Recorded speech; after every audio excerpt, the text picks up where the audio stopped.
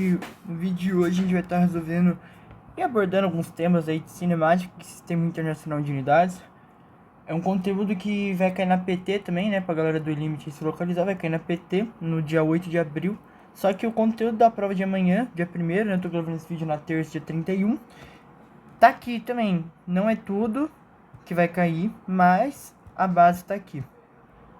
Primeiramente, eu queria falar que não necessariamente você é obrigado a assistir o vídeo inteiro, você pode ir pulando para partes, né, que você tem mais dificuldade, e no final eu vou estar resolvendo aí uns exercícios que eu coloquei que são muito prováveis de cair por serem exercícios simples, como essa do Enem, a do Unicamp e essa da Unesp. São exercícios muito simples, né, de resolver, porque eles não envolvem uma complexidade de muita fórmula, por exemplo, né.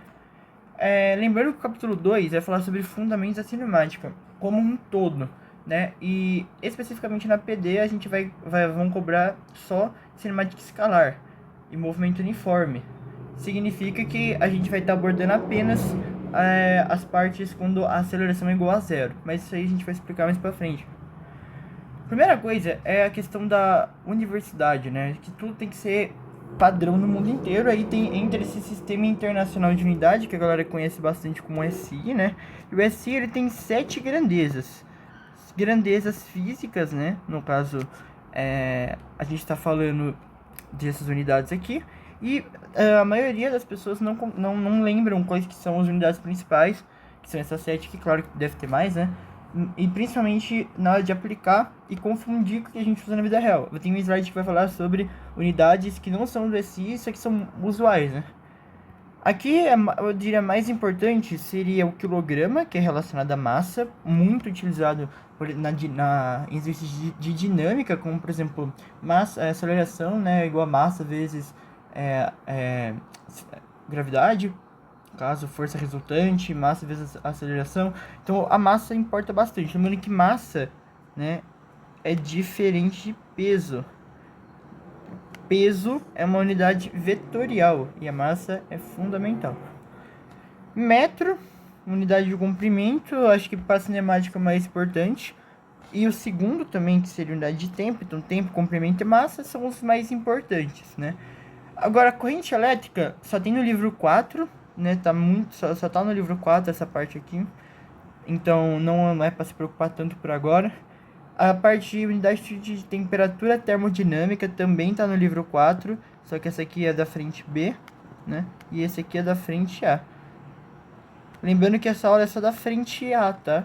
Por causa que a frente B por ser decomposição de vetores, eu acho um assunto mais tranquilo, não tem tanta dificuldade de gravar a aula, por exemplo, né?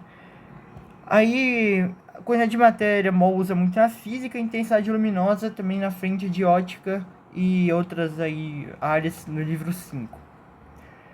Sistema Internacional de Unidades também, nessa mesma parte a gente fala de tipo de grandeza física, porque a gente tem várias grandezas que são classificadas de maneiras diferentes.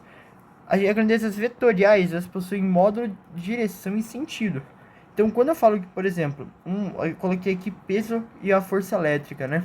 Quando a gente fala de peso, peso é massa vezes aceleração, correto? Então, o peso ele vai ter um vetor para baixo aqui chamado força-peso. Por isso que vem desse termo vetorial, que significa que essa força, essa grandeza, ela é um vetor. A velocidade também, por exemplo, né, se a pessoa está se deslocando para cá, a gente tem o vetor da velocidade. O vetor tem o módulo direção e sentido, módulo, por exemplo, 3 metros por segundo. Aí a direção horizontal vertical, sentido de leste a oeste ou de oeste para leste. Aí as grandezas escalares possuem apenas módulo. Um dos exemplos é se eu falar, por exemplo, que isso aqui leva 4 segundos. Você não tem a pergunta 4 segundos para onde? Aqui sim. Velocidade é 3 metros por segundo, tá? Velocidade ela é para onde? Para onde que é essa velocidade aí? É progressiva essa velocidade? A favor da trajetória? Contra trajetória? Né? A gente também tem adimensional, que não tem unidade de medida também, né? As grandezas adimensionais, a gente fala aqui, por exemplo, velocidade, né? Metro por segundo, essa é a unidade. Agora, adimensional, por exemplo, o coeficiente de atrito e o índice de refração. A gente viu no ano passado, por exemplo, que o índice de refração vamos supor, é 1. é um o quê? É só um. É um índice, né? E o coeficiente de atrito também. Aí as fundamentais derivadas são duas coisas diferentes. As grandezas vetoriais e escalares estão relacionadas à direção ou módulo. Agora, as fundamentais derivadas estão relacionadas à quantidade de unidades que ela representa. Por exemplo, o metro, a gente representa uma unidade de comprimento, como quilômetro, e eu posso escrever, por exemplo, um metro, e só falar um metro já está ok. Ela só tem uma unidade, que no caso essa unidade aqui seria o metro. No caso das grandezas derivadas, não. Um exemplo de grandeza derivada que coloquei seria a área. A área é metro ao quadrado, volume é metro ao cubo ou litro, velocidade ela também é derivada, porque a gente vai usar duas unidades, metro por segundo. Aceleração também seria metro por segundo ao quadrado. Lembrando que aqui a gente também fala quilômetro por hora, é muito comum, principalmente em carros, quilômetros por hora, claro, só que ela não faz parte do SI, porque o SI determinou aqui que para comprimento é metro por segundo, por tempo é segundo. Então não posso dizer metro por quilômetro por hora, por exemplo, né? Aí, a unidade de medida, eu coloquei unidade de medidas básicas, que aqui a gente vai trabalhar com básica e derivada de uma maneira separada, fechou? Aqui é mais ou menos uma ideia de como que a gente transforma uma unidade para outra, né? Então é de maneira muito geral. Um exemplo, se eu coloquei aqui, vocês podem ver, que toda unidade de referência aqui é o metro, porque é do SI. Quando a gente for falar de unidade de massa, eu vou colocar sempre o quilo, tá? Por causa que o importante é saber transformar para o padrão. E a gente vai na notação científica, que é muito melhor. Por exemplo, a gente sabe que 1 quilômetro é 1000 metros, né? Isso aí a gente já meio que não precisa de conta nenhuma para saber. Só que aí, se eu colocar aqui 1 quilômetro é igual a 10 elevado a 3 metros, também está correto. Eu reduzi esse T3 a uma potência de base 10. Então, se eu tiver, por exemplo, 5,9 quilômetros, a única coisa que eu tenho que fazer é multiplicar por 10,3, por 10 elevado a 3. Aqui já tem notação científica, tá? Mas podia, por exemplo, não tá, e a gente tem que adicionar 3 zeros. No caso aqui, 2 zeros, porque eu já vou jogar a vírgula pro lado, né? Então, no caso, 5.900 metros. Beleza? O mesmo vai seguindo para unidades não tão usuais. Eu vou marcar aqui de vermelho as unidades que não são tão usuais, né? Que não, normalmente nunca caem em exercício, que é o hectômetro, o decâmetro. Acho que só esses dois aqui mesmo que são meio chatinhos. Os outros até acabo usando em casos especiais. Porque normalmente entre metro para quilômetro a gente usa um ou outro. Não tem meio que os meios termos. Existe, né? Mas a gente não usa. Agora de centímetro para milímetro e para decímetro abaixo do metro tem várias subdivisões que é mais comum de usar. Nesse caso, como você pode ver, ele está com menos 2 como potência, porque eu tenho que passar para metro e centímetro é menor. Se centímetro é menor, o expoente é negativo. Como quilômetro é maior, o expoente é positivo. Nesse caso, se eu tenho, por exemplo, 4, eu vou usar um número bem zoado, tipo 6,81 decímetros, né? E eu quero passar isso aqui para metro. A única coisa que eu tenho que fazer é pegar o 6,1 e trocar esse prefixo dm e substituir pelo equivalente, que no caso seria 10 a menos 1.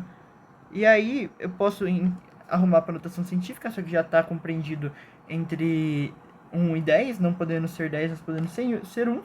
E aí a gente já podia, no caso, se pedisse o valor sem a notação científica, o menos 1 significa que eu coloquei uma casa para a esquerda, né? Então eu só vou multiplicar por 10 para os dois lados, que aí a gente tira esse menos 1. Vai ter uma parte só de notação científica aqui, tá? Aqui a gente tem unidades não convencionais, né? Eu coloquei o ano-luz, que é o que a gente usa muito na astronomia. Unidade de massa, rapaziada, é o mesmo padrão. A gente não usa, ou pelo menos usa muito pouco, o hectograma, o decagrama. São dois que a gente praticamente não usa, não são tão usuais. E por incrível que pareça, o centigrama não é tão comum. O decigrama ele até é. Só que ele é menos usado que o miligrama. Normalmente os mais utilizados são gramas e miligramas.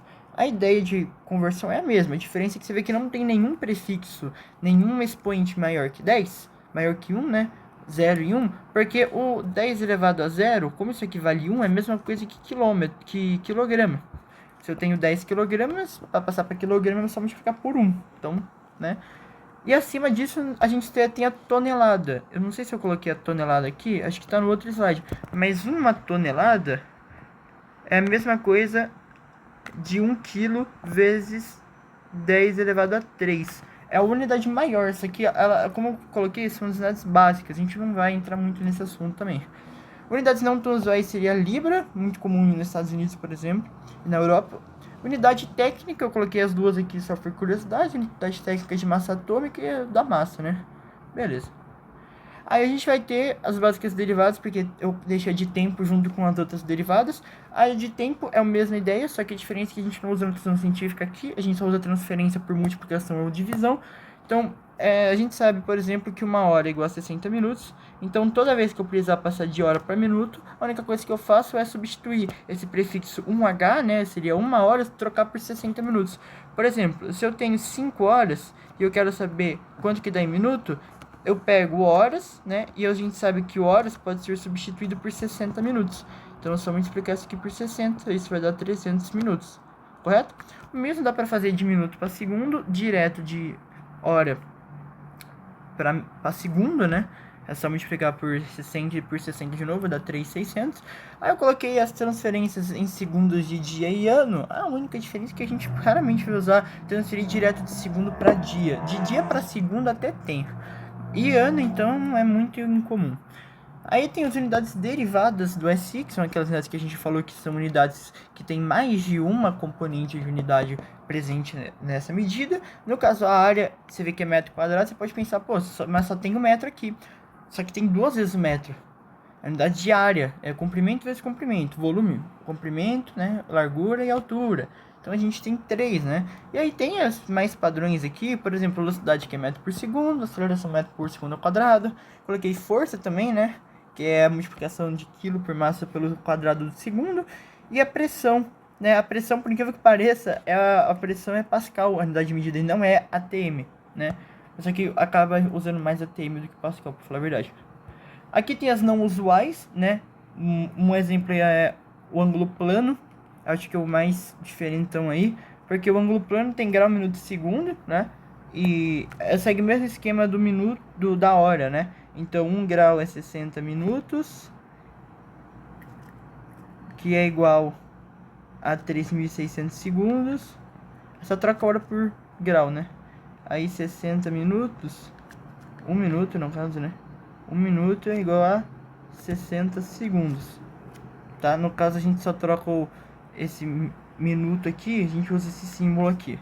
E aí, a convenção que a gente usa é o radiano, então a gente faz uma regra de 3. Isso aqui tá no livro por causa que essa parte aqui, ela é uma parte que vai abordar muito em cinemática angular. Então, eu vou deixar bem aqui, ó.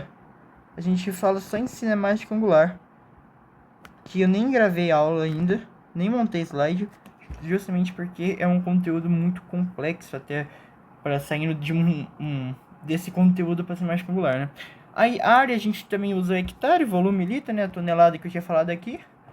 A notação científica é nesse formato aqui, né? Ela tem que estar compreendido entre 1 e 10, podendo ser 1 mais não 10, o que significa que isso aqui não é notação científica, tá? Mas isso aqui é notação científica, beleza? Porque dá uma olhada que eu vou usar esse 5,8, eu vou usar como meu A, e o meu coeficiente A tem que estar dentro desse intervalo. E a base 10 multiplicada por um expoente N. Aí usa a regrinha, se a vírgula for deslocada para a esquerda, o expoente aumenta. Porque eu tenho que compensar, se eu vou aumentar a casa no meu A, eu vou ter que reduzir o expoente.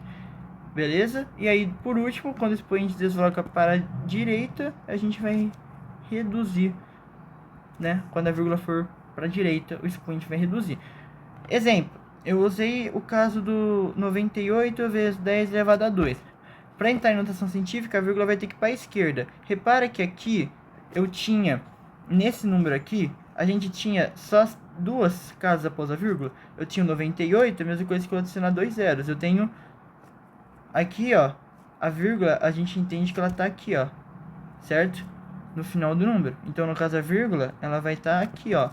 Porque você entende que eu vou ter que adicionar 2 zeros. Só que repara que na hora que eu joguei para a esquerda, entende que o número era esse aqui, correto? Se eu joguei a vírgula para 9,8, o número diminuiu. Se eu aumentei uma casa, ó, se o expoente for deslocado para a esquerda, se a vírgula foi para a esquerda, que minha vírgula foi para a esquerda, o expoente vai aumentar uma casa, eu vou somar 1. Tá? Porque entende que na hora que eu usar, tem 3, né? Eu posso trocar a vírgula 3 vezes. 1 só para 98. Se eu coloquei 1, vai sobrar 2. Vou colocar mais 1, vai sobrar 1. Aí, não sobrou nenhum, que é igual a 1 aqui, ó. Então vai ficar justamente o número que a gente tinha de volta. É uma balança. O mesmo acontece no oposto. Se eu tenho 9,8 vezes 10 elevado a 5, e não está em notação científica, por exemplo, mas eu preciso querer o número como 98 mesmo, repara que eu tinha uma casinha aqui após a vírgula e eu engoli essa casinha. Tem uma casa a menos. Tem uma casa a menos, menos 1. Beleza? Tem 2 exemplos aí. Aí a gente vou falar um pouco dessas contas com notação científica, né? Mas a conta é muito tranquila de fazer. A gente pega, por exemplo, aqui, o 4,5 vezes 10 a segunda. E vamos supor que eu quero multiplicar com 3 vezes 10 a terceira. Entende que aqui eu não tenho que jogar 2 casas no 45, 3 casas no 3 e multiplicar um com o outro, não precisa. Porque querendo ou não, na hora que fizer a conta, eu vou reduzir esse número direto. Eu vou pegar o 4,5 e o 4,5 eu vou multiplicar com 3, aí eu pego o 10 a segunda e vou multiplicar com 10 a terceira. Só que repara que 4,5 vezes 3 vai dar 13,5, né? Como eu tinha colocado aqui, né? Dá 13,5. Beleza? E aí repara que eu tenho base igual. Se eu estou multiplicando por base igual, eu posso só somar o expoente, que vai dar 5. E aqui, como eu tinha colocado aqui, a gente vai ter que ajustar para que o coeficiente A, que no caso é o meu 13,5, esteja entre 1 e 10. Ele está 13. Se eu jogar uma casa para a esquerda, ele está no 1. Correto? Aqui, tá vendo que eu tinha só o 5 depois da vírgula? Aí do nada brotou o 3, aumentou uma casinha, já tinha 5, eu vou somar 1, vai dar 6. Tá? A divisão segue a mesma ideia, né? Eu vou dividir um valor pelo outro. A diferença é que aqui, repara que eu vou ter um sinal negativo. Então, eu vou ter esse aqui, dividido por meio, certo? Vezes 10 a menos 1. Caramba. Repara o seguinte, multiplicar por meio é a mesma coisa que dividir por 2. Dividir por meio é multiplicar por 2. 1,5 dividido por meio, eu sei que vai dar 3. Dividir por meio é a mesma coisa que multiplicar por 2. 1,5 vezes 2 dá 3. Repara que o 10, eu tinha 3. Eu vou somar. Eu vou diminuir o número, correto? Menos. Que eu vou... Aqui, no caso, eu acho que aqui era para ser 3, né? Eu acho que na real aqui era para ser 3, né? Eu copiei do de cima e não troquei. Ó, aqui eu vou diminuir por menos 1. O menos 1 já está negativo. Quando eu estou dividindo um número inteiro, 3, por um número negativo, menos 1, quando eu estou fazendo essa jogada, esse menos 1 sempre vai ficar positivo, né? Por causa da troquinha de sinal. Então aqui eu vou somar 3 e vai dar 4. Beleza? Na verdade, eu realmente errei, né? Aqui eu vou fazer a divisão, a base de cima era 3. Esse aqui é o mesmo esquema. O problema é a adição e subtração, que eu vou ter que fazer um processo chamado fatoração por fator comum. O nome pode assustar, só que a ideia é praticamente a mesma. Se liga só. Aqui eu vou ter 4 vezes 10 elevado a 3. E eu vou somar com 2 vezes 10 elevado a 2. Claro que eu peguei um número menor para a gente poder, se errar, fazer o cálculo manual, que é adicionar 3 zero aqui e 2 zero aqui. Mas repara que aqui eu tenho que fazer o 10 elevado a 2 virar 10 elevado a 3. Ou 10 elevado a 3 virar 10 elevado a 2. Repara que para o expoente aumentar, lembra da regrinha? Para o expoente aumentar, a vírgula vai para a esquerda. Eu vou ter que trabalhar com 0,2. Não é legal. Toda vez que for isso, eu posso pegar um expoente maior e reduzir. Porque se liga só, eu quero que isso aqui vire 2, certo? Se isso aqui vai virar 2, eu vou perder um expoente. Então, eu vou ter que compensar. Repara que O 4 vezes 10 elevado a 3 não é 4 seguido de 3 zeros? Então 40 vezes 10 elevado a 2 é o 40 seguido de 2 zeros. O 400 vezes 10 elevado a 1 é o 400 com um zero. 4.000 vezes 10 elevado a 0 é o próprio 4.000. Eu só estou escrevendo de uma maneira diferente. E vocês vão entender o porquê. Aqui eu vou manter. E repara que eu vou ter uma soma. Uma soma assim, boba. Só que repara isso aqui, ó. Eu fiz o 10 elevado a 2 aparecer nos dois lados. Isso vai ter que ser sempre igual. Ele é um fator comum. Então ele vai sair da cadeia. Se eu tirar o 10 elevado a 2 daqui, vai sobrar quem? Vai sobrar o 40. Se eu tirar o 10 elevado a 2 daqui, vai sobrar quem? Vai sobrar o 2. Eu faço essa soma, mantenho o expoente de fora, depois eu só vou arrumar para notação científica. É a única coisa que eu vou ter que fazer, porque o 42 ele já é maior que 10. Entende? Vamos fazer na subtração para vocês entenderem. Na subtração é a mesma coisa, só que a única diferença é que aqui eu vou subtrair ao invés de somar. Se liga só no mesmo exemplo. Eu tenho 4 vezes 10 a terceira, mais 4 vezes 10 a segunda. O que eu tenho que fazer é fazer com que o expoente 10 a terceira seja igual a 10 a segunda. Como que eu faço isso? Eu ajusto o meu 10 a segunda, o meu 10 a terceira, colocando um zero, virando 40, ó, mesmo esquema. Entende? Por quê? 40 vezes 10 elevado a 2. Põe notação científica. 4, mover vírgula para a esquerda e soma um expoente aqui. Voltou? É só uma outra maneira de escrever. O 2 eu só copio aqui, gente. Não vou até fazer sem parênteses para vocês entenderem que isso é um processo normal. O 10 elevado a 2 vai sair da cadeia. A gente abre um parênteses. Ó, 40 vezes 10 elevado a 2. Eu tirei o 10 elevado a 2. Sobra quem? Sobra o 40. O sinal é de menos, né? Que eu tô fazendo uma subtração. Aqui eu tenho 2 vezes 10 elevado a 2. 10 elevado a 2 já tá aqui. Vai sobrar o 2. Isso aqui vai dar 10 elevado a 2 vezes 38. Vou arrumar 3,8 vezes 10 elevado a 3. É a mesma coisa. Subtrair. Beleza? Agora a gente vai sair disso de notação científica. Claro que a gente vai usar, só que a gente vai falar mais de cinemática. De novo, cinemática agora vai ser um assunto totalmente geral. A gente não pode dizer que a cinemática é um assunto simples, né? Porque não é. Então a gente vai só manter esse nosso conceito de cinemática pra gente entender como é que vai funcionar de agora em diante. Primeiro, referencial e repouso em movimento. Como assim? O referencial é a minha base que eu vou utilizar para fazer todos os meus cálculos de cinemática. Então a gente tem duas ideias. Por exemplo, eu estou parado. Essa frase é incompleta, eu não posso falar isso. Eu estou parado em relação ao ônibus que passou aqui na frente da avenida. Se eu falar isso, eu tô certo, ué. Tô parado, o ônibus está andando. Em relação ao ônibus, tô parado. Mas em relação ao cara que tá sentado na cadeira do ônibus. Pensa que você tá sentado no banco do ônibus, você olha pro lado, na janela de um prédio, e você vê o prédio se afastando. Se você tá parado, você está parado. Em relação a quem? Em relação a um ônibus. Quem tá se movendo é o ônibus. Entendeu? Então você tá parado. Meu referencial agora é o... Com toda vez que eu falo em relação a, né? No caso, meu referencial é o ônibus. Mas em relação a mim, o cara que tá sentado, ele tá parado em relação a mim, eu tô parado em relação a ele. Eu tô vendo o cara tá sentado, que tá se movendo é o ônibus. Entende? Mas só essa frase, tá andando ou tá parado, tá incompleto. E aí já entra o tal do repouso e movimento, né? A gente chama de movimento quando a velocidade é maior que zero. Quando eu falo velocidade, pelo amor de Deus, eu tô falando módulo da velocidade, beleza? Porque existe velocidade negativa e porque o cara tá andando contra a trajetória. De maneira muito geral, velocidade maior que zero. Quando eu chamo de repouso, eu chamo de velocidade igual a zero. Porque o cara tá parado, a velocidade dele é zero. Só que ele nunca vai estar 100% parado. Repouso estático, a gente chama, né? Porque é impossível você ficar 100% parado em relação a nada.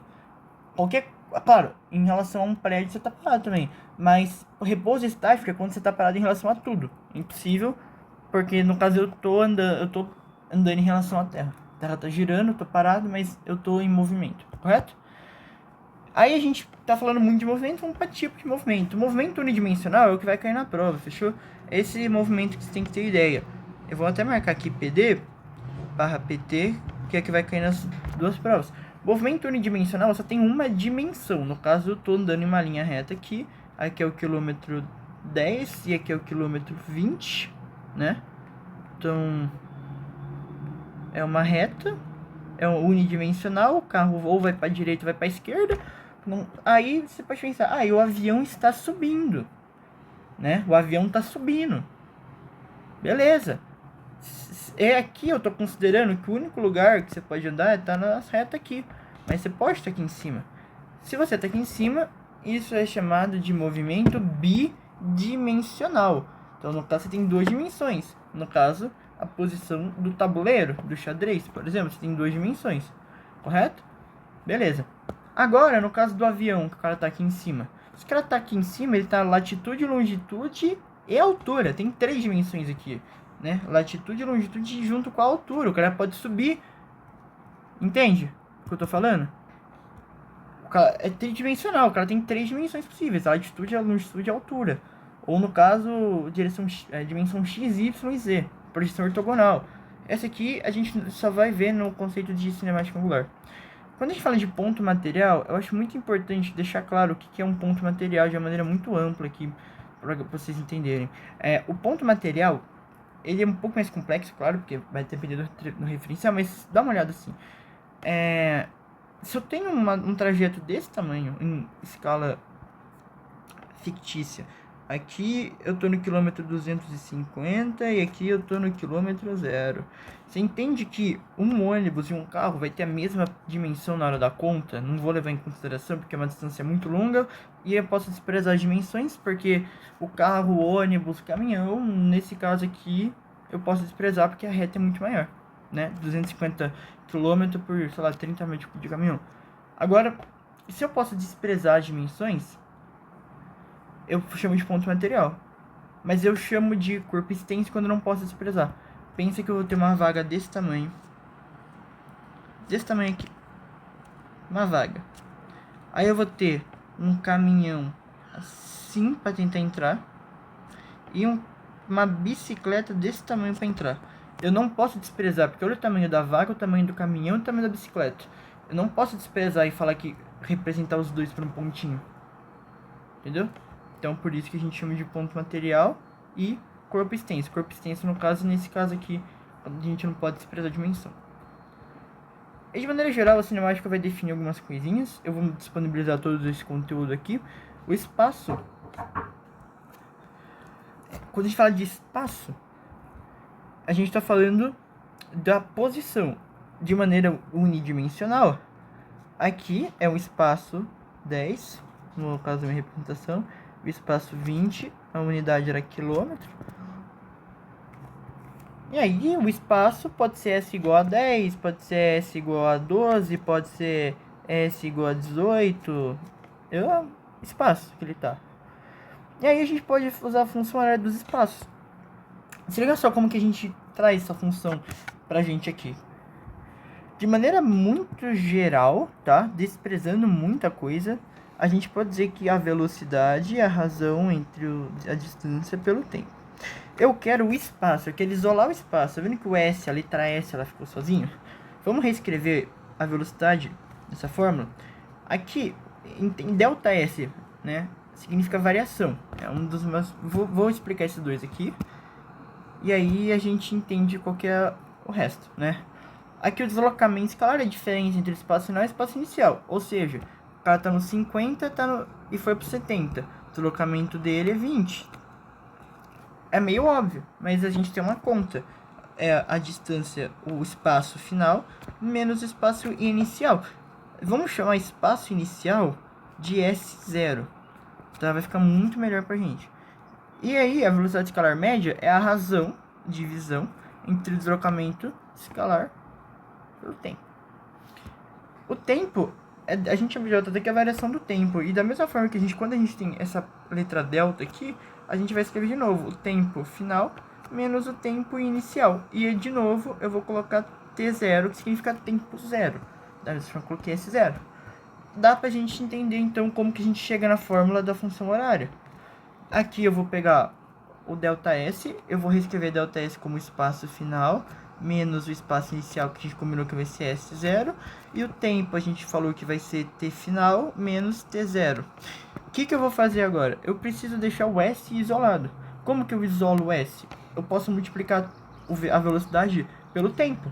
E, de fato, a gente tem uma das fórmulas, a gente tem 3 fórmulas, né, que eu vou deixar aqui, ó. Velocidade média é ΔS por ΔT, ΔS é V vezes ΔT, e ΔT é ΔS dividido por V. Essas são as 3 fórmulas que a gente tem, rearranjando os termos, isolando cada um para ficar mais fácil na hora de fazer exercício. Então, a gente sabe que eu posso deixar ΔS, eu vou reescrever de novo, como SF menos S0, é igual a TF menos T0, que o V está multiplicando aqui, ó. Eu estou multiplicando a velocidade pelo termo. Isso aqui já é matemática, tá, galera? Fiquem de boa. Eu vou chamar SF, vou chamar só de S para ficar mais fácil para mim. E se liga só o que eu vou fazer. A velocidade, eu vou dizer que o tempo é desprezado, o tempo inicial é desprezado. Eu vou colocar que T é igual a 0, tá? Na hora que eu colocar que T é igual a 0, olha o que vai acontecer. Eu vou passar o menos S0 como mais S0. Então eu vou ter S0, que passou para o outro lado. O S0 era negativo, virou positivo. Aqui eu desprezei e eu vou chamar a TF de T. Só de T aqui, ó, V vezes T. Essa aqui é a fórmula que a gente conhece, né, da função horária. E ela só vem de um rearranjo da velocidade, né? Aqui tem a legenda, né, espaço inicial, tal, tempo, sai. A gente falou já disso aqui. E aí a velocidade escalar instantânea. Galera que tá focada na PD, vocês podem pular essa parte aqui, tá? Galera que tá focada na PE, na prova Enem, né? Aí, quiser dar uma olhada aqui, a gente troca uma ideia disso aqui, fechou? A velocidade instantânea é um tempo muito pequeno que a gente usa, que pode ser muito próximo de zero, mas não é zero. Por exemplo, 0,00001 segundo não é zero, mas é um tempo muito pequeno. A notação é limite de ΔT tendendo a zero. Essa setinha aqui, ó, ΔT tende a zero. Da razão entre ΔS sobre ΔT que a gente já tinha visto. O que eu fiz aqui? Velocidade média normal, eu só coloquei um limite de ΔT para tendendo a zero. Se liga só o que eu vou fazer aqui. Algebricamente, isso aqui entra a variação, sendo esse tempo muito por tender a zero. Vem a partir da derivação da fórmula da função horária. Se eu derivar essa fórmula aqui, eu vou ter minha velocidade instantânea. Se liga só. Eu vou ter S igual a T quadrado mais 2T. Vamos supor que o exercício me deu essa velocidade e fala qual é a velocidade instantânea quando T igual a 3. Muita galera só substitui T igual a 3, só que você vai achar o espaço. Você quer a velocidade. Como que eu faço o S virar velocidade? Eu vou derivar, porque a velocidade é a derivada do tempo, beleza? Então essa notação aqui é uma notação de derivação. Como que eu derivo uma função, né? O 2 vai jogar para o lado, vai ficar 2t. Deriva o primeiro termo. Derivada de t quadrado é 2t. Aí, derivada de 2 vezes t, sempre que for uma constante pelo tempo, no caso aqui, a gente só desconsidera o t, né? Porque no caso a gente vai ter que tirar 1 do expoente, correto? Então, no caso aqui vai dar 0, a mesma coisa que você vê como 1. Esse t aqui vai sumir, vai ficar 2. Agora, isso vai me gerar essa fórmula aqui, ó. 2t mais t, e eu quero t igual a 3. Aí eu posso vir aqui e colocar t igual a 3. Minha velocidade vai ser 8 metros por segundo, justamente porque quando eu derivei a fórmula eu achei a velocidade, porque a velocidade é a derivada do espaço.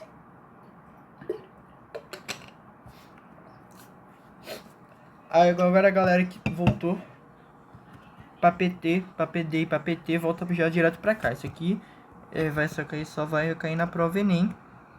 Que a prova Enem é dia 25/4, né? Beleza? Galera da prova Enem aí, galera da PD, vamos voltar. A gente tem sentido de movimento, é uma outra definição, né? O sentido, se liga só, a origem é essa árvore aqui e ela vai até essa outra árvore aqui. Se liga só, tá no zero, eles chamam isso aqui de zero, 5 km, 10 km, tá vendo que a velocidade tá aumentando? O espaço aumenta. O cara tá indo a favor do espaço, ó. De 5 ele está indo para 10. De 10 ele vai para 15. Porque na velocidade média da cinemática do movimento uniforme, a distância vai ter que ser sempre igual. Então, se aqui eu tenho de 5 em 5, eu vou de 5 em 5 até o final. com o tempo também sendo bem distanciado. Você vê que a velocidade do cara é maior que zero, por quê? Porque quando a gente fala que a velocidade é maior que zero, a gente está dizendo obrigatoriamente que ele está indo a favor da trajetória. Sempre.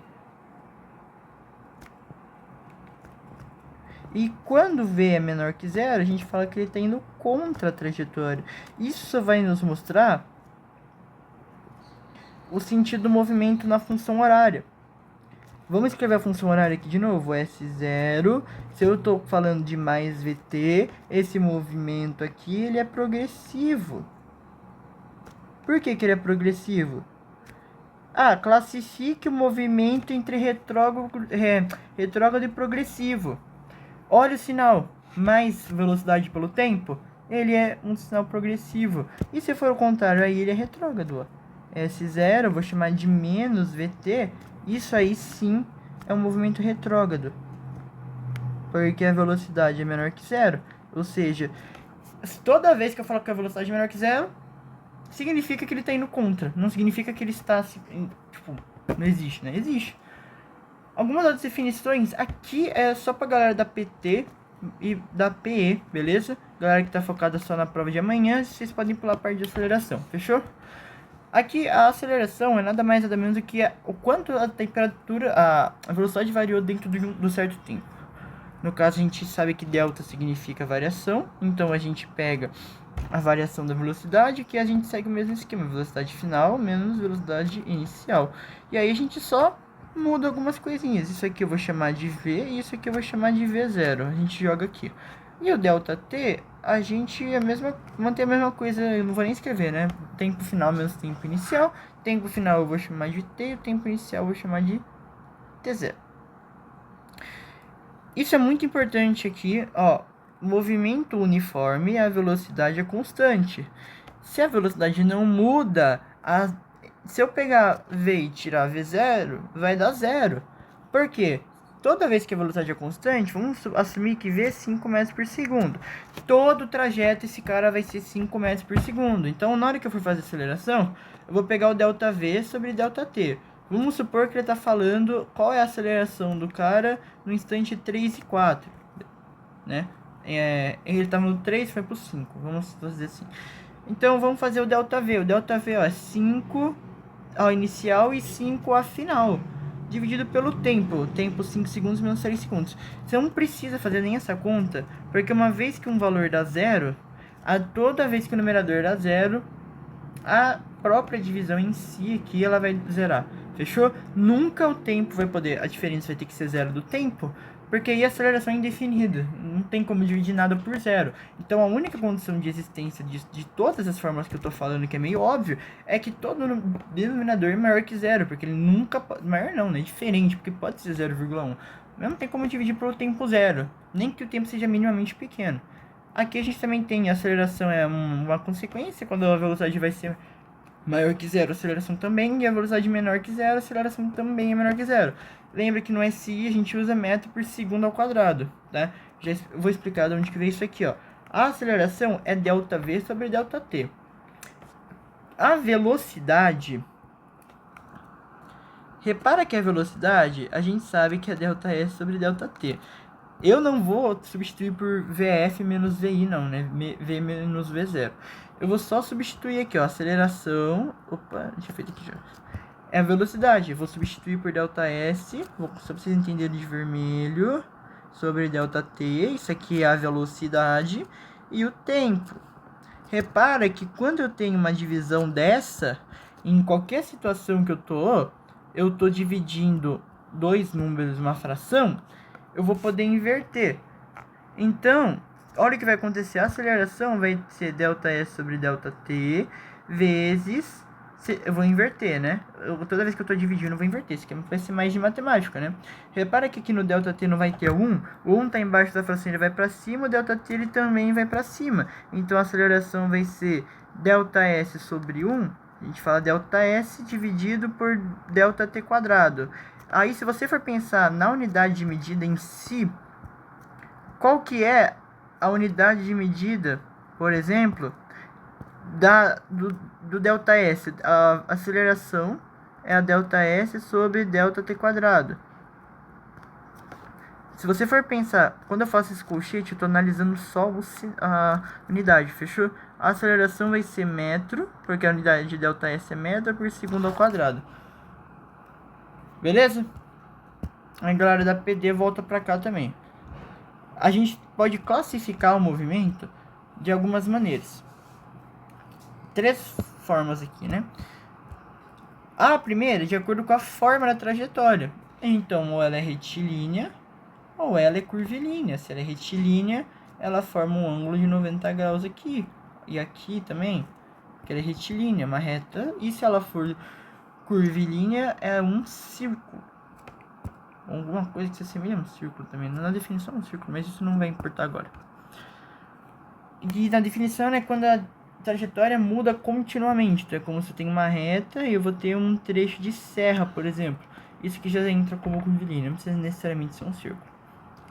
De acordo com o sentido do movimento. Então, eu posso dizer que o movimento é retrógrado, o movimento é progressivo ou retrógrado. Eu posso também falar, ó, definições. O sentido é retrógrado ou progressivo. Eu também posso falar, classificar que o movimento também pode ser retrógrado ou progressivo. Outro sinônimo para retrógrado, para quem quiser utilizar, é retardado. Tá? A gente pode fazer esse sinal. E também pela velocidade, né? A gente também pode usar a velocidade para definir.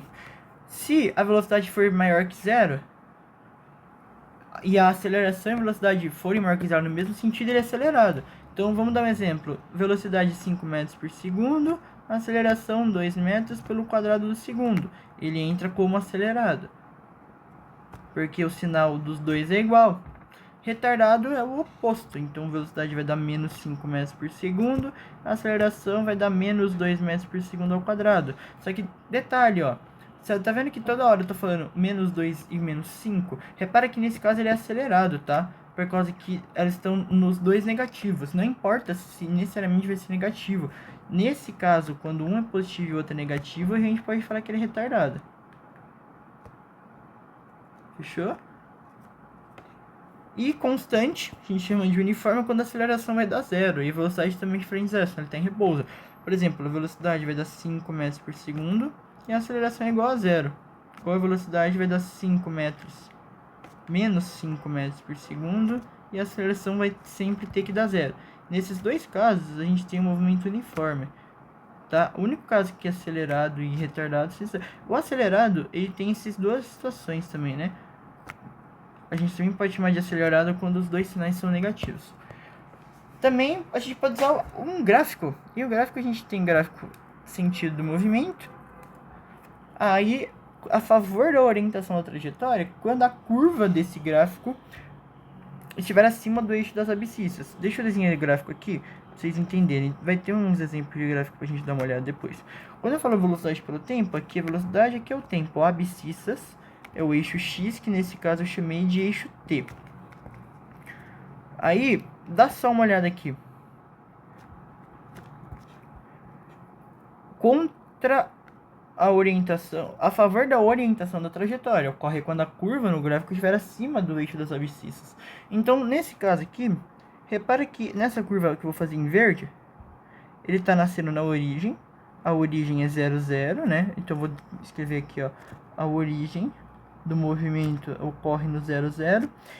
Eu vou escrever também que a origem desse movimento de vermelho que eu vou desenhar, ela também vai ocorrer no 0, 0, tá? Deixando bem claro isso aqui, para vocês entenderem essa parte.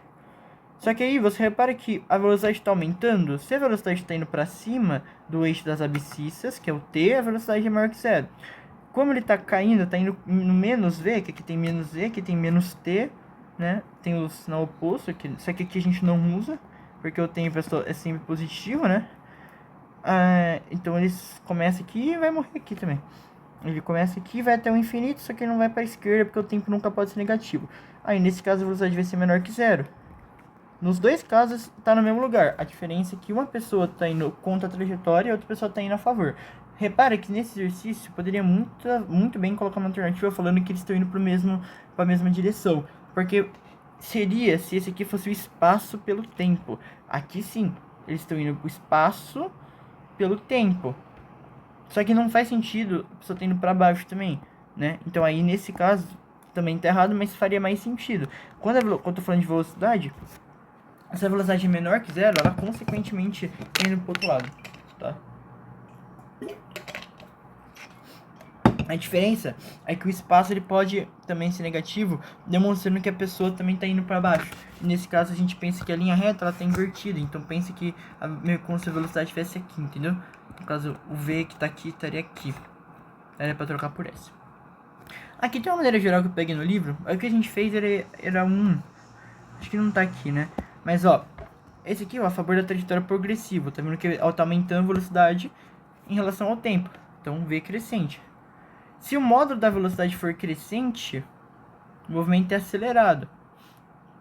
Tá? Só que a orientação é progressiva. A orientação pode ser retrógrada. Repare que o módulo da velocidade aqui, o módulo ele pode ser crescente. A única diferença é que ele está indo para baixo. O movimento é retrógrado. Tá?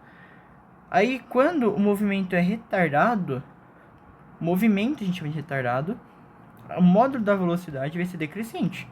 Nesse caso, ele está aqui em cima já e a velocidade está caindo. Nesse caso, repara que a velocidade ela já caiu. Repara que a velocidade, o S0 está aqui, ó. Repara que o S0 nos dois casos aqui está aqui. Então, neste caso aqui, a velocidade ela é maior que zero nesse ponto, mas ela nasceu na origem estando na origem aqui no meinho, ela já ainda não está embaixo. Quando ela nasce embaixo, que a gente chama de retrógrado, beleza? Porque ela já começou num valor negativo e está descendo ainda mais. Decrescente progressivo é quando a velocidade está aqui no ponto 4, ela está só caindo. Nesse caso, a gente poderia chamar o movimento retardado aqui progressivo, tá? E não movimento retardado retrógrado, porque retardado tem a ver com a velocidade. Então a velocidade pode ser retrógrada. Velocidade pode ser retardada. Repara que o movimento não é retardado, tá? Mas aqui eu coloquei como sinônimo, mas eu vou até apagar, porque é melhor entender só como modo da velocidade. O modo da velocidade é acelerado ou retardado. E a orientação é progressiva ou retrógrada. Tá? Vamos supor que esse aqui está na posição Y aqui, né? E aí ele está descendo. Se liga só, o movimento é progressivo, porque ele está indo a favor da orientação, ele está indo a favor da trajetória. Por mais que não pareça, ele de fato está indo a favor, por causa que a velocidade dele está caindo em relação ao tempo. Só que, repara que na hora que ela para aqui, eu só estou falando que a velocidade dele está diminuindo, porque ela não cruzou a linha do tempo. Entendeu? Agora aqui é o contrário, o movimento ele é retrógrado, porque ele está ganhando velocidade, só que por isso aqui a gente não consegue dizer necessariamente a ordem que ele está indo. Pelo gráfico a gente só consegue saber porque ele está embaixo do eixo das abscissas, entendeu? Então nesse caso aqui vamos supor que a gente está no menos y, velocidade menos y, ele está subindo, uma hora vai cruzar o eixo. E outro é o uniforme, que é o que vai cair na prova. É o único que nos interessa por enquanto. Que é quando a linha da velocidade vai ficar reta, porque a velocidade não varia. Então, você tem que sempre dizer que a variação da velocidade é zero. Terminamos o capítulo 2. Iniciando o módulo 2, capítulo 3 agora. Que fala sobre movimento uniforme. Então, agora a gente vai aplicar todas as partes que a gente estudou até agora, só que sem aceleração. Então, a hora que ele fala que a velocidade constante e diferente de zero, porque se for zero é repouso, a aceleração também é zero, logo a variação da velocidade é nula. Essa parte que nos interessa aqui, ó. Dá uma olhada nos exemplos aqui. O instante, né? Tempo em segundo, não é uma função isso aqui, pelo amor de Deus. Isso aqui também não é nenhuma função. É só para indicar a unidade de medida. No instante 0 estava no 100, no instante 1 estava no 120. Você repara que aqui eu estou somando de 1 em 1. De 1 segundo... mais 1 segundo, mais 1 segundo. E o tempo eu tô indo de 20 em 20 metros, ó. Ou seja, intervalos de tempos iguais e intervalos de espaço iguais também. Sempre. Veja que em instante T1 e T3 a velocidade média permanece inalterada. Se a gente for fazer a velocidade média no instante T1 e T3, de T3 para T1 variou 2, e no instante 1 estava no 120, do 3 160, vai tirar, vai dar 40. Então aqui de 120 para 160 deu 40 em 2 segundos, velocidade é 20 metros por segundo, e é justamente a prova, ó, 20 metros, e aqui foi mais 1 segundo, ó. Né? Então se eu pegar um instante todo, do segundo 3, ó, do 160 pro 100, ele andou 60. E aí, de 3 segundos para 0, 3 segundos, isso aqui também é 20 metros por segundo. Qualquer instante que eu pegar vai dar igual. Aqui, eu vou até pular, porque aqui explica como que vem a função horária, que eu já expliquei como é que a gente forma ela, né? Então, ó, a gente faz essa conta, V vai multiplicar os dois. Aqui, a gente escreve S, T aqui eu não deixei nem como T final e T inicial, né? Eu deixei mais simplificado. Seja T0 igual a 0, zerei o T. Dessa forma essa parte foi embora. E essa parte passou como mais esse zero. A gente tem a velocidade, fórmula da velocidade aqui, né? E falou que o sinal pode trocar se o movimento for retrógrado. Se o movimento for retrógrado, a gente tem uma velocidade retardada. Quando a velocidade é menor que zero, ele está indo contra a trajetória. Aqui, além da origem, com a diferença dos dois valores, você vê que eles todos nascem no S igual a 10 metros. Eu coloquei em metro por segundo. Fechou? Velocidade, que no caso é velocidade, em metro por segundo. E aqui o tempo em segundo. Você vê que aqui a gente estava a 10 metros por segundo. Tá? E você vê, dá só uma olhada o que acontece aqui. Ele chegou no 2, que é uma do zero da função afim, e caiu, ficou e foi descendo. Se a velocidade dele foi diminuindo aqui ele inverteu o sentido. Ele estava no sentido, ele inverteu e voltou. E aqui ele está de novo indo para o sentido contrário. Então daqui para cá todo esse trecho, ó, ele vai do sentido oposto.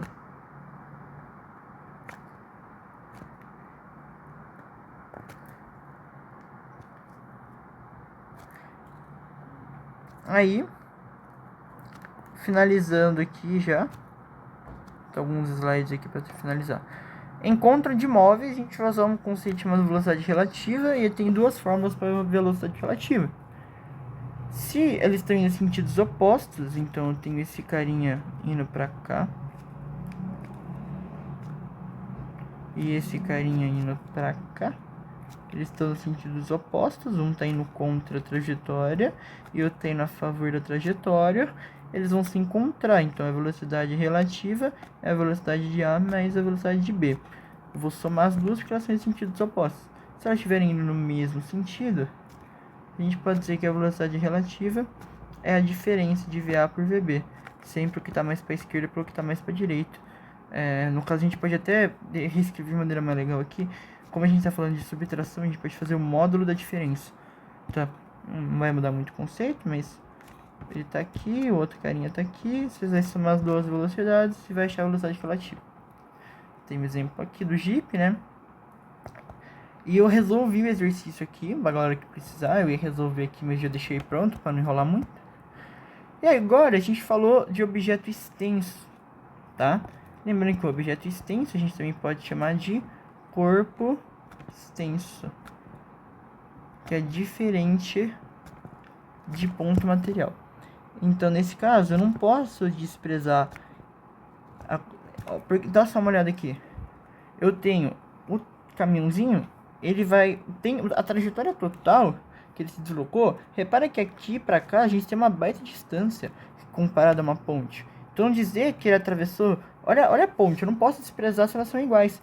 Se o caminhãozinho tivesse com a cabine aqui, ó, e ele indo para trás todo, repara que vamos supor que aqui seja o fim da ponte. Beleza, ele atravessou a ponte aqui. Repara que ele tá metade dentro da ponte ainda. Então a gente só considera que ele atravessou quando todo o corpo foi pro lado. Então nesse caso a gente tem que somar a largura do caminhão também, tá? E esse exercício aqui. Uma concessionária responsável por um trecho de 480 km de uma rodovia. Vamos anotar isso aqui, ó. De uma rodovia. Nesse trecho foram construídas 10 praças de pedágio, onde funcionários recebem pagamento nas cabines de cobrança. Em vez de serviço automático, em que os veículos promovidos no dispositivo passam por uma cancela que se abre automaticamente, evitando filas e diminuindo o tempo de viagem. Sugerindo a considerar, o tempo médio para efetuar a passagem na cabine é de 3 minutos. As velocidades máximas permitidas são de 100 km para veículos leves e 80 km para veículos de grande porte. Vamos levar em consideração, veículos leves a gente vai entender que é carro, e o veículo, o grande porte, a gente vai chamar do caminhão, que ele vai dar o exemplo agora. Ele vai falar, seja um carro e um caminhão viajando ambos com velocidades constantes iguais às máximas permitidas, e que somente o caminhão tenha serviço automático de cobrança. Quantos minutos levará menos o carro, que leva a percorrer a menos comprado o caminhão, né? E só o caminhão que tem esse serviço automático de cobrança.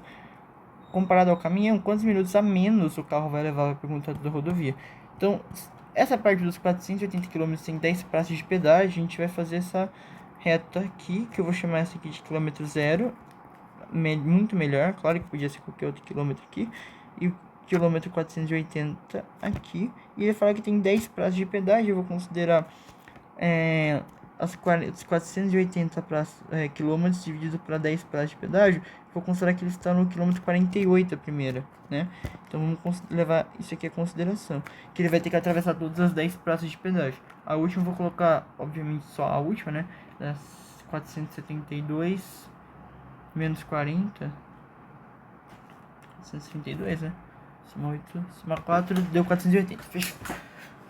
Aí ele vai ter que atravessar todos esses. E o caminhão, ele viaja a 80 sempre, com as velocidades constantes iguais às máximas permitidas, e só o caminhão tem serviço automático de cobrança. Repara quanto tempo que o cara vai levar. A gente sabe que, além da velocidade média ser a razão da distância pelo tempo, a gente sabe que a distância é o produto entre a velocidade pelo tempo, tá? E o tempo é a razão entre a distância pela velocidade. Isso aqui é só rearranjar as fórmulas para a gente achar. Logo, eu vou achar meu primeiro ΔT. Repara que a distância é 480 km, certo? Quem que tem cobrança automática que vai direto? Somente o caminhão tem o serviço automático de cobrança. O carro e o caminhão viajando com velocidades constantes. E quando fala... o tempo médio para efetuar a passagem em uma cabine é 3 minutos. Beleza? Então o caminhão ele vai diretão. 48 por 8 vai dar 6, né? 24, 48 vai dar 6. Ele anda em 6 horas todo esse trajeto. Lembrando que todas as unidades estão sendo respeitadas. 480 em km e 80 em km por hora. A gente achou o resultado do caminhão. Vamos achar o resultado agora de quanto o cara vai cobrar, vai demorar a 100 km por hora se não tivesse a rodovia. Se não tivesse os pedágios, perdão. É os mesmos 480. Só que ele vai andar 100 km por hora. Então aqui eu consigo, além de simplificar o zero, reduzir isso aqui para 4,8 horas.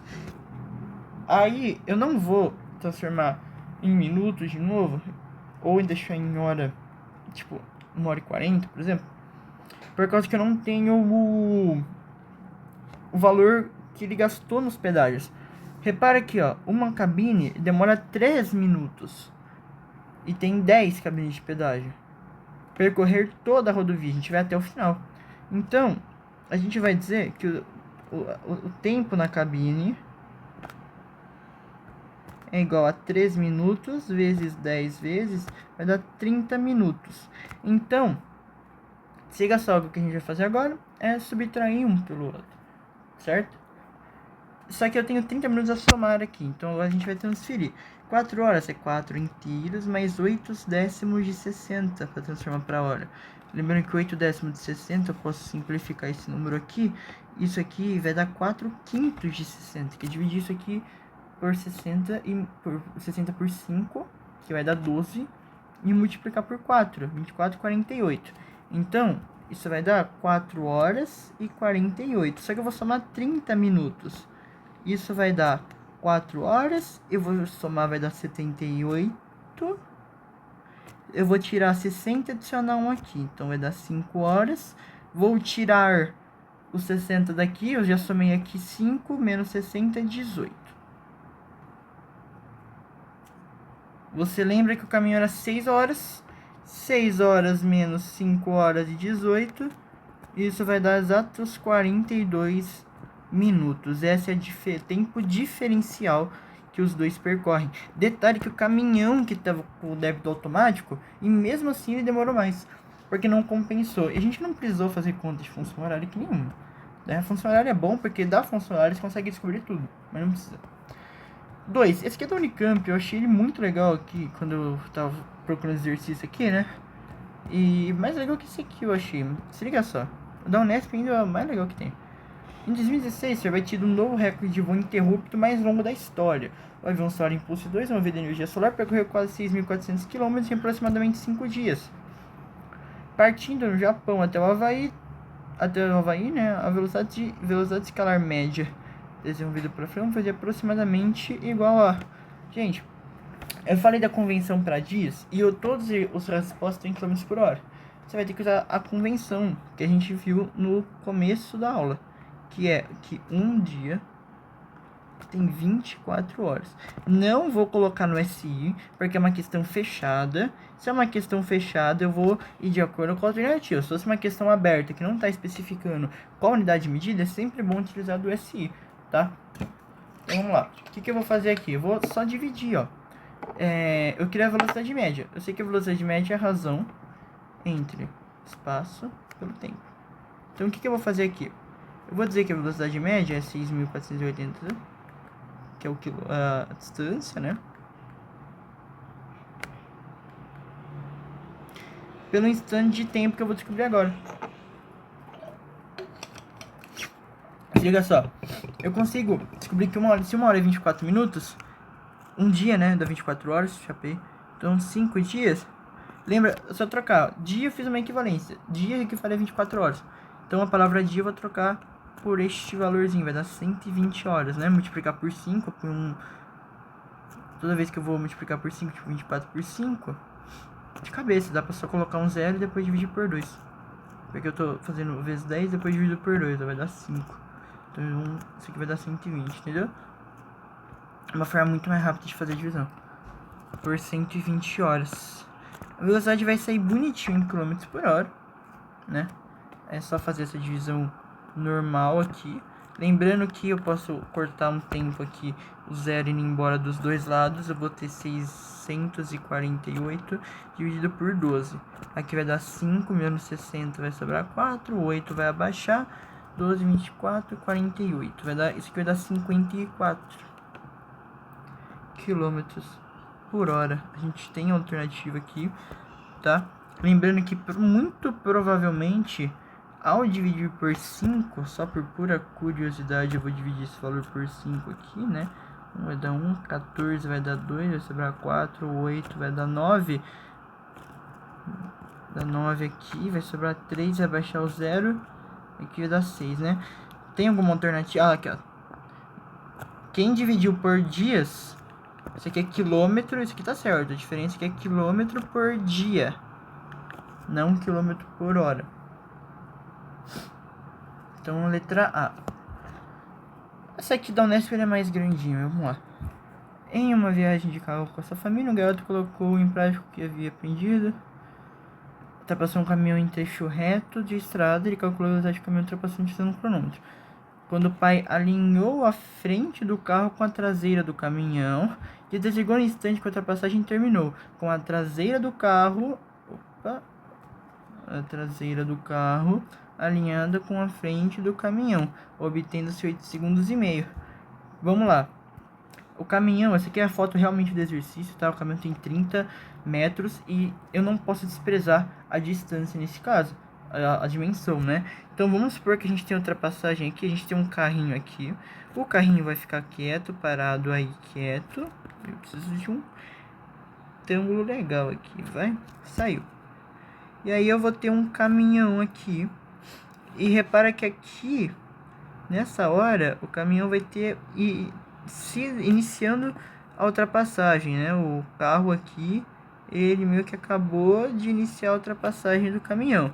O caminhão, a dimensão dele é 30 metros e ele está alinhado aqui. Aqui a gente começou o instante T0. Alinhou a frente, opa, a frente do carro com a traseira. Então, pera aí. Então, se ele alinhou a frente do carro com a traseira, a gente está falando dele alinhar aqui, ó. Beleza? Ele alinhou a frente do carro com a traseira. Pelo amor de Deus, despreza tudo. Vai ficar assim, ó. E aí ele parou quando a traseira do caminhão aqui foi totalmente ultrapassada pelo carro. Então a parte de trás do carro, então essa parte de trás aqui do carro já ultrapassou os 30 metros aqui. Primeira coisa, a gente tem que saber a velocidade. O comprimento do carro era de 4 metros e que a velocidade do carro permaneceu constante igual a 30 metros por segundo. Ele calculou a velocidade média do caminhão. Pera aí. Ele calculou a velocidade média do caminhão durante a ultrapassagem. Aqui a gente tem o tamanho do caminhão, a dimensão do carro, que é de 4 metros. Então repara que aqui, o que o cara percorreu, se a gente for levar tudo isso em consideração.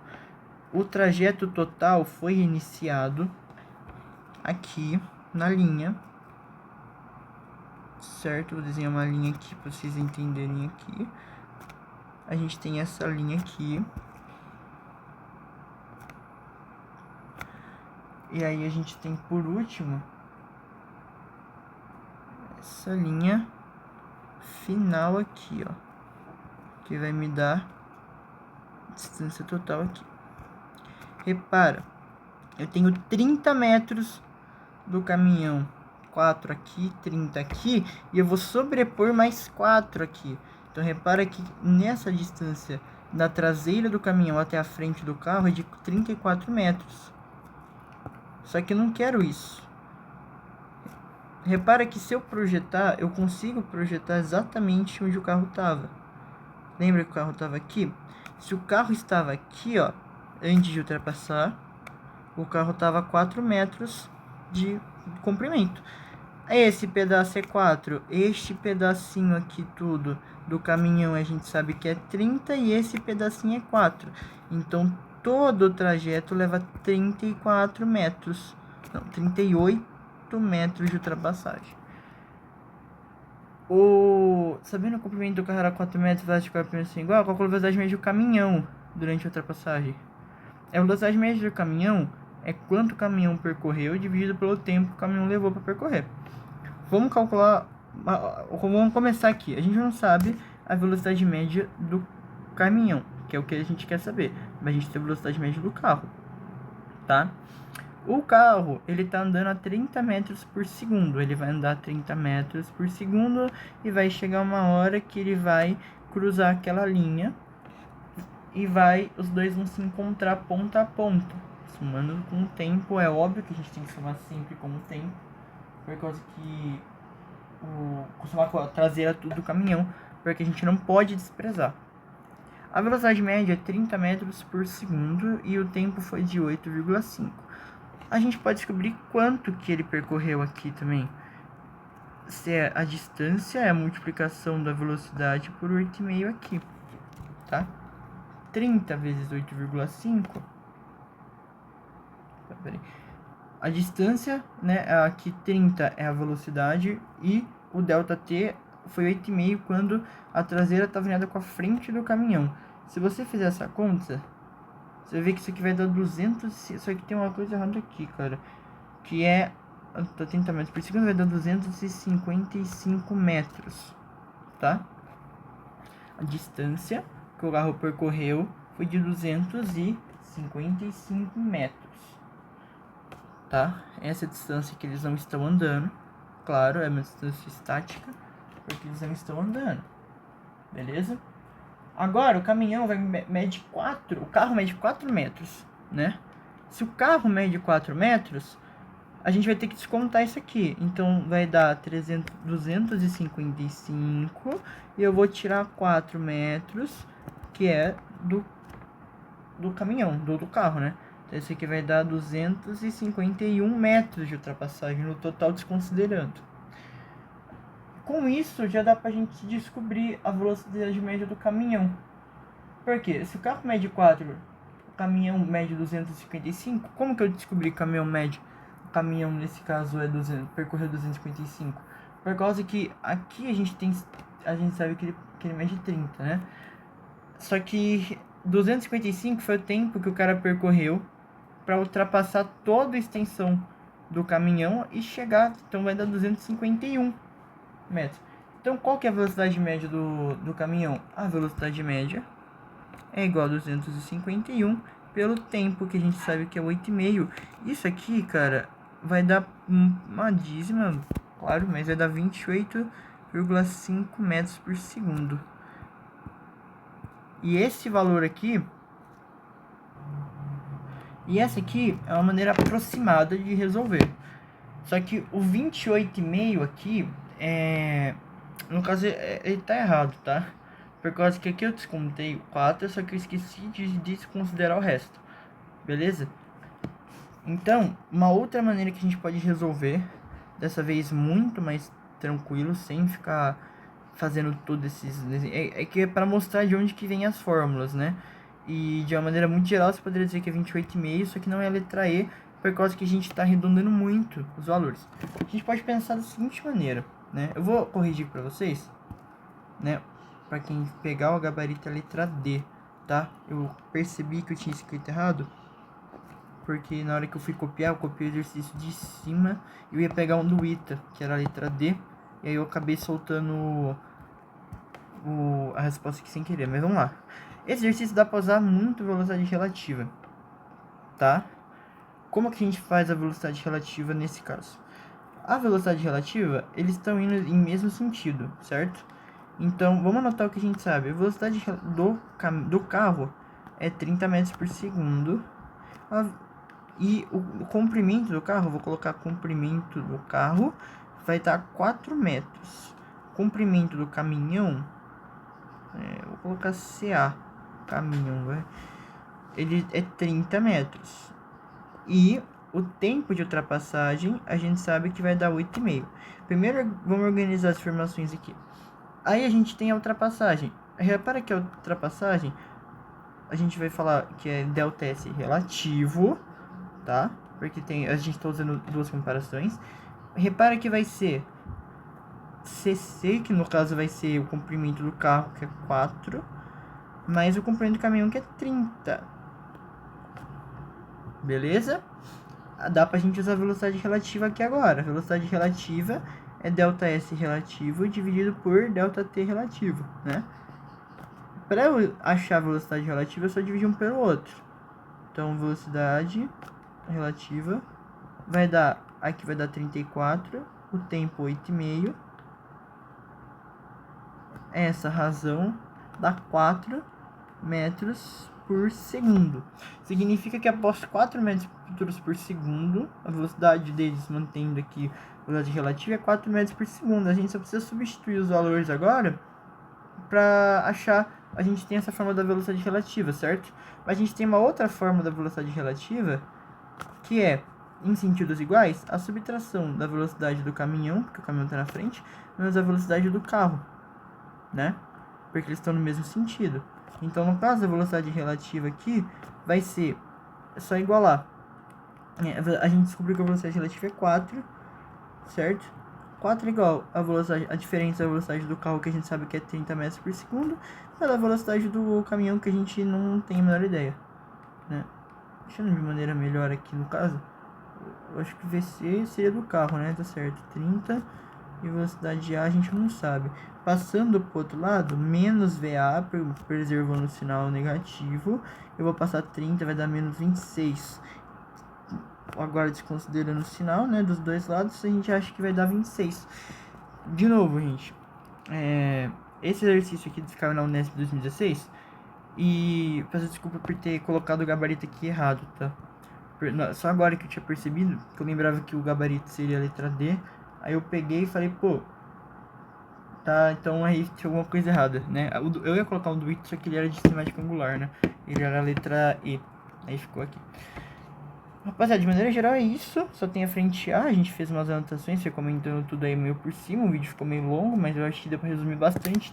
3 meses de física aí com o professor. Precisando de alguma dúvida, é só entrar em contato. E é isso, tamo junto.